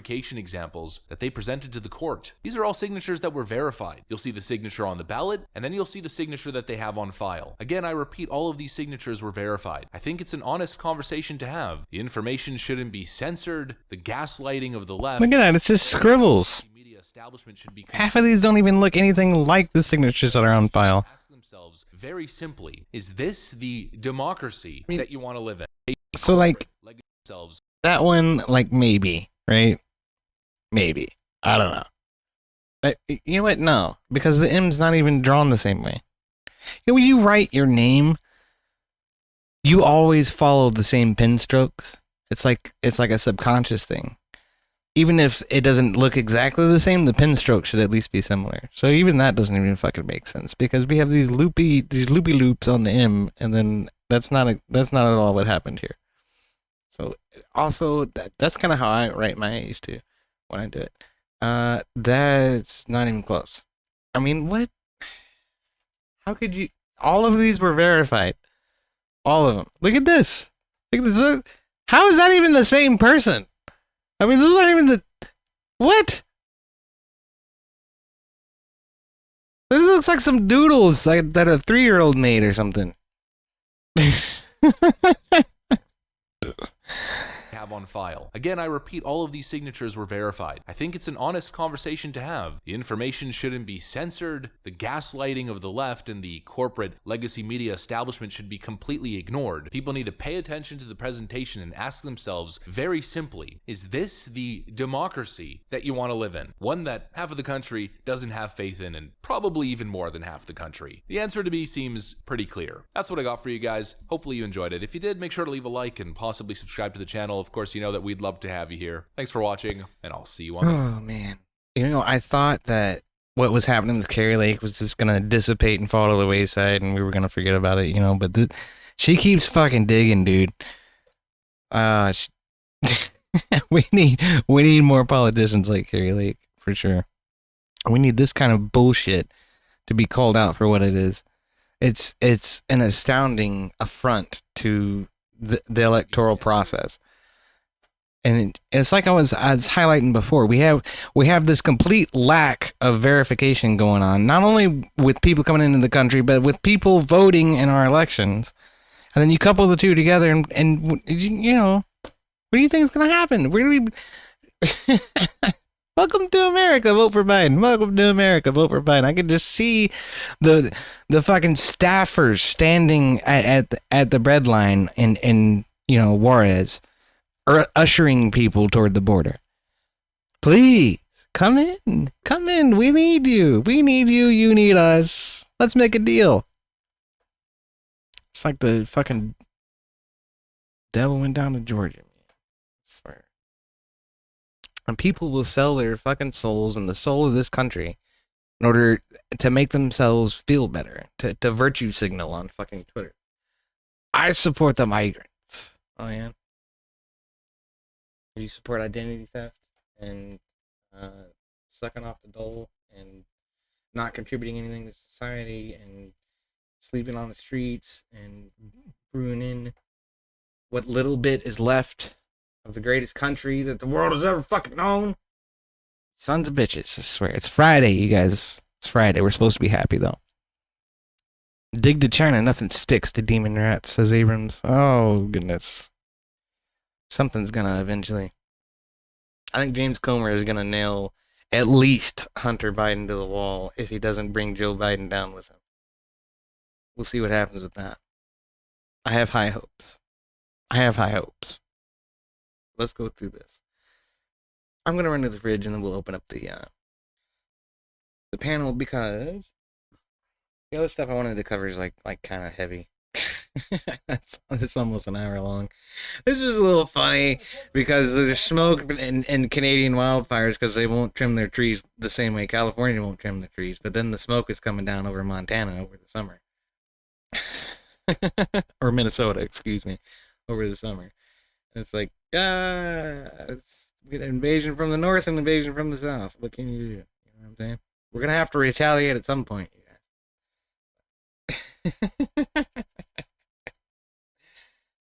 This is another one of me imposing my Christianity. That's not true at all, actually. She's talking a lot about propaganda and how at the end of World War II, we were warned quite explicitly about some of the bullshit that we're starting to deal with. So these two sort of go hand in hand. Maybe I'll save those for Monday or tomorrow. But I want to try to lighten it up. So we're going to let Johnny B lighten it up. I'll get a beer. We'll open the pail. Hey guys, as always, a Shazam to each of y'all. You made it to Spicy Friday. I'm so glad. Yeah, I saw that heavy. I've saved my favorite until the end. Your job, let me know down below what your favorite one is. I don't think I saved the spiciest until the end. I think Michael Henry's going to get spiciest, but my favorite's at the end. Public service announcement, and this one is super important.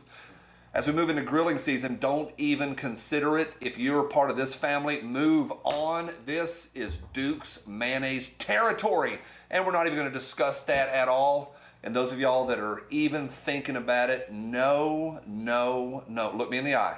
Look. Spicy Friday starts now. Next. Man, I don't even like mayonnaise. I like Miracle Whip, Johnny B. Come on. Don't hate on my identity. Mayonnaise is too thick. Republican women and progressives. Next, Mr. Guns and Gear, this is from last week, from all of us at the AFT. Happy Mother's Day. Yeah, we got the spice. Next, July 4th, 1776, British. Just saying you're independent doesn't make it true. Thomas Jefferson. I didn't say it. I declared it. Next. This week's been funny. It's been funny. When you get an onion ring in your fries. Oh, Unta Gunta Solo. Richard Ratboy says, I've been enjoying this podcast. Great takes from Ashley, Rachel, Gorlock the Destroyer, and Tiffany. Next. I've blocked the guy referring to that sweet girl as Gorlock and claiming her pronouns are Big and Mac. It's funny. It's not at all that the person. I mean, I like Mexican food too. It's not about body image. It's about us being forced to play pretend. That's what it's about. Solo. Next. Solo. What's up, Derek? It's good to see you. Meme Cat says you spelled alcoholic wrong. You vodka soda says. They're right. It's pretty close. I can understand misspelling it that way. It's not far off. You spelled alcoholic wrong. You vodka-soaked old hag. What gauge rope will hold about 240 pounds, says Boomer? I don't know. You're going to have to get something pretty thick, I think. You better get you a tow rope. Doctorate for work as honorary president. Next. Oh, Jill Biden is excited to hear about the arrival of record numbers of breakfast tacos. Next. Madagascar. Oh, Gladagascar. Sadagascar. Tesla. Not a gas car. Mad at gas car. All right, huge news. Today's episode is brought to you by CMMG. We've talked about it, y'all. I think this is a finish. It is called Pew Tina, and it originally was only for like YouTubers and stuff. Oh, this is good. now available for everybody. Jump over there. In the descents, you can get descents up to 16 inches long now. You can also get Putina. It's limited, a limited time. So jump over there. Grab yourself a Putina. You're going to love it. I went with the Glock mags. You can go however you want, different sizes, but I'm telling you, that is the color of summer of 2023. Hot Girl Summer starts now with Putina. Now, I don't know why you'd want your weapon to look like it was all rusted and torn up and shit, but it's something people are into, I guess. I don't know. I'd rather it be clean and black. That's how I like them. You know how to find them. Big thank you to CMMG. You people, thank you for every thumbs up. I appreciate y'all. I do. I appreciate y'all. Y'all are helping out a lot. You ready? Next. Biden says, if you can't support banning weapons of war on America's streets, you're not on the That's right, Abrams. Flat black. It's beautiful. Correct. That's a complicated issue. It's just a meme. Stop typing. Or type on. Either way, it's fine. Next. Me. Hanging out with dry fire. Ooh. Products I think will make me shoot better. Practice? Nah. Buy more stuff. Yeah. Next. Oh, jeez. Tim Young says, trust the science. As BMI increases, so does the number of pronouns. Someone called the Kentucky Derby the Amish NASCAR, and my day hasn't been the same. Come on. Let's go, Jedediah. Next. Over yonder, that's where the rainbow beer made me gay. You know, if horse racing wasn't so fucking inundated with rich people and ridiculous amounts of money, that might be true. But what's up, Heavy? How are you doing, man? How's it going? Hanging in there like a hair in a biscuit. I would refer to it more like an Amish crotch rocket. A crotch rocket. Yeah, that's fair actually, because usually Amish use fucking what do they call those? Like horses made to carry shit rather than run fast. Yeah, there ain't no damn buggy behind that horse. Exactly. Thoroughbreds do not haul shit. They'll probably break their leg, which usually is what ends up happening to them anyway. But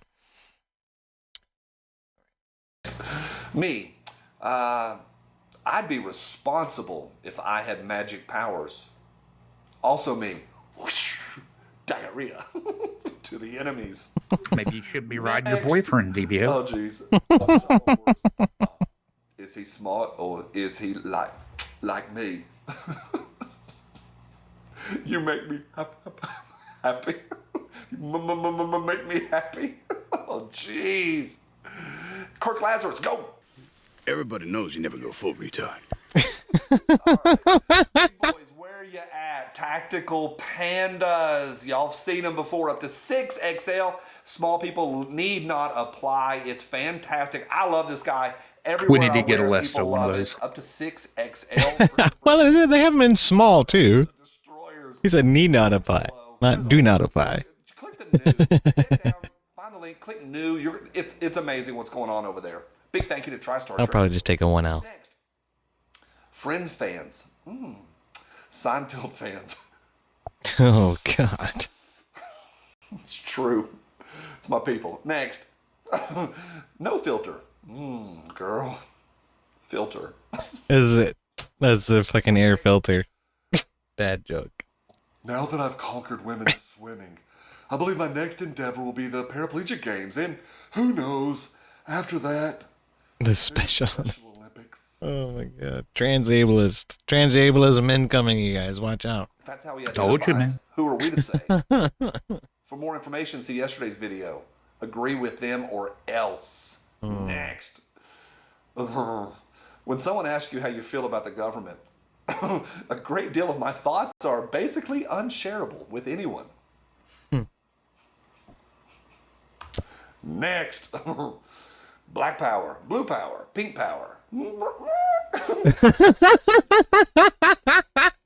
Power Rangers. Next. Oh, geez. It was the only appropriate thing to do. Maybe a little barbed wire in there. 90s. Account suspended for the White Ranger. Oh my god. When you're excited to try out a new TV show and that woke part inevitably comes out and turns the whole show into a lecture. There's several shows I've really enjoyed. About season 3, click. Next. Caucasian girls.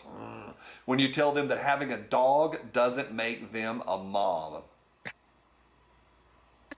I know some of y'all won't like that. Next. You're sheltering straight people under the floorboards, aren't you?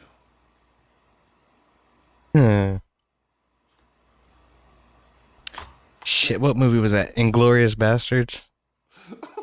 Greta Thunberg. Oh my god. Thanks, Carl. Netflix presents Greta Thunberg. Y'all finna destroy the earth. Get him, Greta. How dare you? All right, next. I'm sick of this dementia commercial. Dad, that was a Biden campaign ad. Next. Is freedom more important than safety? Yes. Chad says, yes. Next. Leftists being asked to show their Vax card to buy food. Leftists being asked to show their ID card to vote. Next. Benny Johnson posted this. Former FBI Special Agent Nicole Parker, quote, over the course of my 12 plus years, the FBI's trajectory has transformed. The FBI became politically weaponized, starting from the top in Washington and trickling down to the field offices. Yep, we've been saying that for years. There's you some tangible proof. Next. Where's your sign? Candace O. We need to stop calling them liberals and begin referring to them exactly what they are. American communists that wish to partake in the destruction of Western civilization. Preach, Candace. Next. When you're told that mining coal is bad, but mining copper, lithium, cobalt, and nickel is good, you know you're being conned. It's all a scam, y'all. It's all a scam. The oceans are rising. Next. When 2 undercover investigators secretly taped Planned Parenthood admitting selling baby parts, that's a felony. Of course it is. California Attorney General prosecuted the undercover investigators, not Planned Parenthood. That Attorney General was...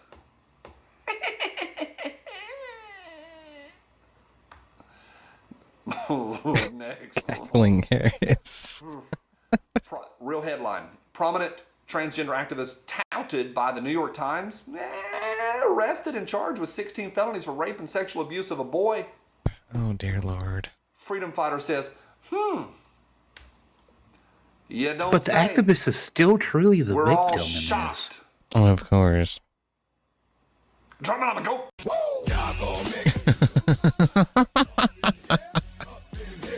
All right, next. Chinese third graders are learning multivariable calculus. Our third graders are being taught that men can have babies.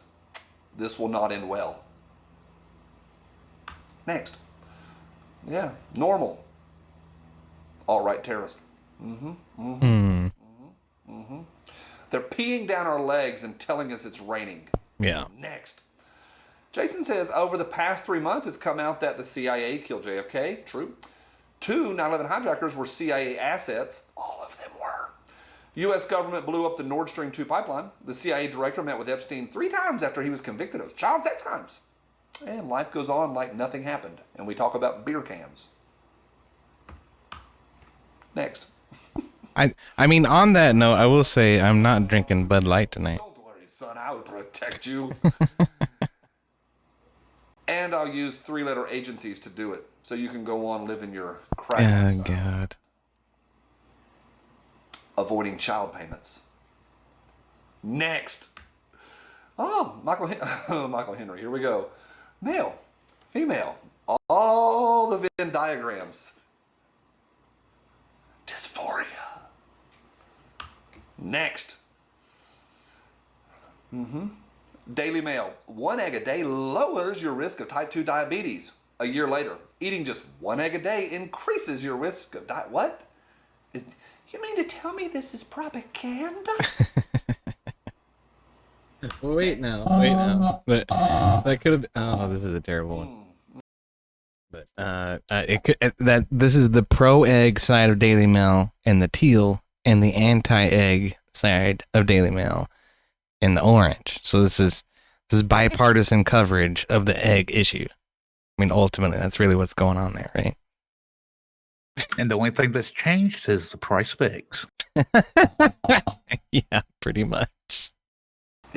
You don't need that dirty egg. It'll give you diabetes. But it lowers the risk of diabetes. What are you talking about? Rugga, rugga, rugga, rabble, rabble, rabble. Eggs are white supremacy. Mama. That's the spiciest of the week. If that one doesn't hurt your soul, you hadn't done enough research. Next. Okay, I don't buy this shit. Okay, everybody, like, my fucking parents were like arguing with me unironically that Michelle Obama is a fucking man. I'm like, no, it's a very large woman who used to play basketball. She just likes to wear sports cups and things of that nature. This could just be a fold in the pants, okay? Like, I mean, come on. Like, my ultimate argument against that is, if that were true, why would they not be public about it? That so plays into their fucking narrative, okay? Hey, just because she likes the brand of tampons that come with actual braided rope, that doesn't mean anything.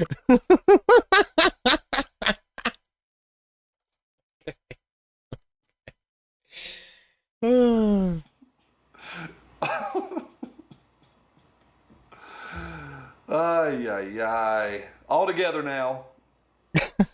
Orange man bad. Like a month ago or 2 months ago? I don't remember. I like it though. Next.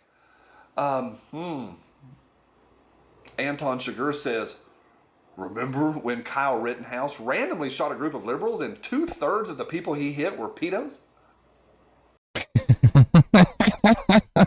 You know, it raises an interesting point. Like, maybe what was happening is they were trying to rape him. That could have been it.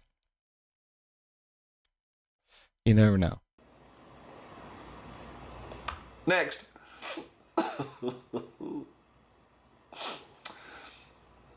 Little sly smile. Me sitting in jail in 2030. Just thinking about how savage my meme was. Worth it. Oh, hell no. Hold on a minute. Hold on a minute now. Twisted says he's doing White Claw. No, I am not doing White Claw, Mr. Facts before conjecture. Okay? Does this look like a fucking White Claw? Do you kiss my ass? No, I've never drank that shit in my life. That is fucking Zima in a can. You can keep it. Oh, look, the World War III draft letter arrives. Trans men. I'm a man. No. Suddenly I'm a lady. Well, you must be blind. That's all I can tell you. Back to safety. Next. Let's go to the B. Female scientists still, we love you women, we love you ladies, sorry. Female scientists still unable to make sense of strange lever that makes car lights blink. No, that's just BMW drivers. I'm guilty. One and the same when we're talking about this chat sometimes. Favorite of the week is brought to you every week this year by Tough Mother. Everybody take I still haven't tried that stuff. I gotta try that stuff. good stuff to your gut. Apple cider vinegar made from awesome ingredients. There's Jump over there. recipes online. You can Check actually out make what it at they home have. pretty Just cheap. read their ingredients. Yeah. You're going to love it. It's Tough I would have to do dishes in order to accomplish that. toughmotherbrand.com. No, you and they're wouldn't. bringing you the spiciest of the week. This week's my favorite. Are you ready? Next. Oh,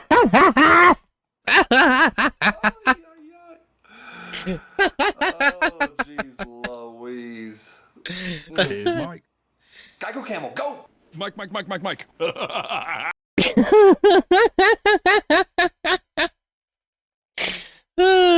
was good. That was good. I had to get this one in here because this might not survive YouTube's fucking toss. All right. Well, I guess if I want to preserve this, I'm going to have to make a cut. So, stick with me. Stick with me, you guys. We're going to open the panel. Give us 30 seconds. We'll be right back. I promise. Don't go anywhere.